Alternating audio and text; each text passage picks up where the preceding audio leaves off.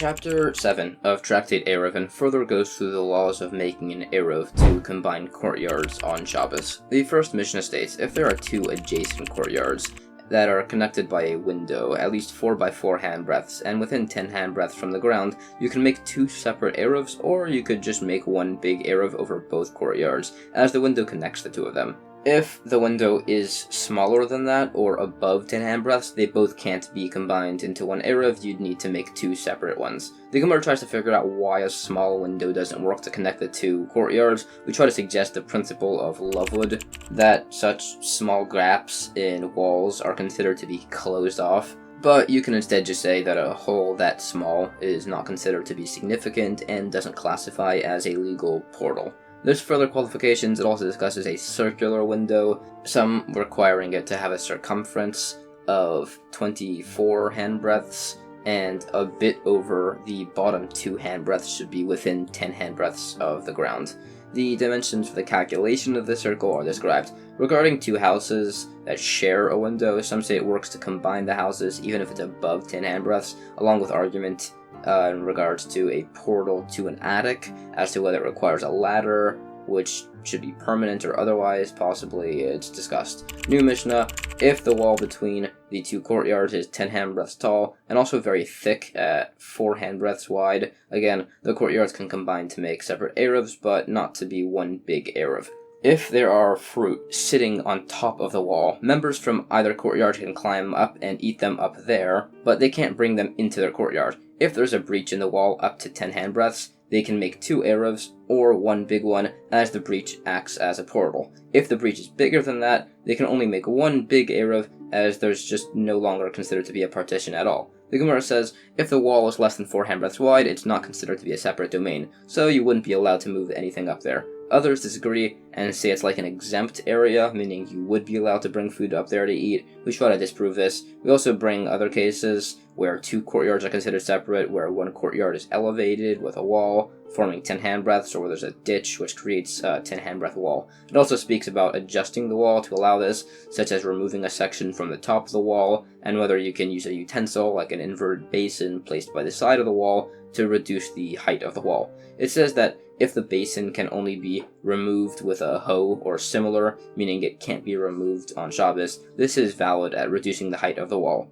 It also discusses the effectiveness of wall reduction by certain types of ladders, and says it works by Tyrian ladders, which were very heavy and therefore unlikely to be removed. There are other similar methods of wall reduction discussed. There are other cases involving ladders and platforms extending from the wall and otherwise, along with points on extending ladders to make them wider. It also speaks about the legitimacy of carving ladder steps into a wall and other unique variants. New Mishnah, if there's a ditch between 2 courtyards, 10 handbreadths deep and 4 handbreadths wide, they can make their own Eruvs, but not a large one over both of them, even if the ditch is filled in with straw. If it's filled in with dirt or rocks, they can make one big Eruv, but not 2 small ones. If there's a board across, as long as it's over 4 handbreadths wide, that allows them to make 2 small or 1 big Eruvs.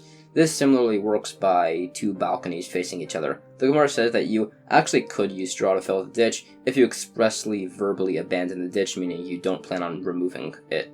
There's further discussion on this, and that brings us to a new Mishnah. If 2 courtyards are divided by a 10 handbreadth tall haystack, they can make 2 separate Eruvs, but not one full one. Both sides can feed their animals from the side of their haystack.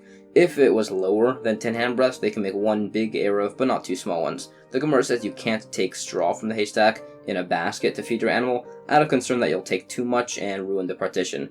So, you can't bring your animal to eat from the haystack, but you can block it from going somewhere else, so it'll turn and eat from the haystack. Some similar cases are discussed, and it says that it could be allowed to remove hay if it reaches to a roof, so that way it's noticeable if you're taking too much. There's further discussion with this haystack case. New Mishnah, now on the topic of a shetufei mavais, where food is collected from each member of a courtyard and placed in one location to share ownership of a mavoi alley.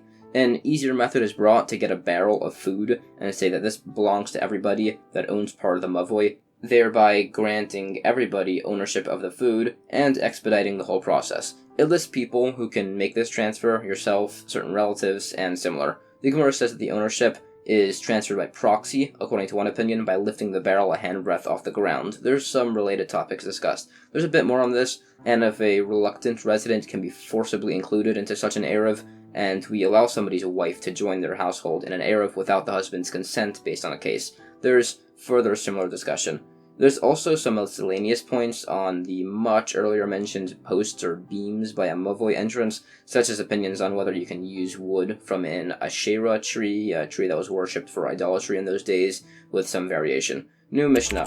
If everybody contributes their food to a shittuf, but for whatever reason the total amount decreased beneath the minimum amount required, you can just add some of your food and confer ownership of it to the other residents, and you don't even need to inform them. If more residents were added, you can add your own food, but you have to notify them. The amounts required: if there's a lot of people, you need enough food for 2 meals per person. If there are few, it's the amount of food that has the volume of a dried fig per person. This is by the creation of the Eruv. Once it takes effect, the amount of food can decrease to any amount. Also, technically, the requirement for an Eruv by a courtyard, even if they've made a shitta for a mavoi, can be lenient, as that's only required educationally towards children. The Gemara clarifies that you can refill the food amount with a different type of food if the initial amount were only partially depleted. A lot of people is defined here as 18 people or more, few people is less than 18, and sources for this logic are brought. New Mishnah, you can use any food to make an eruv or a shituf, besides for water and salt.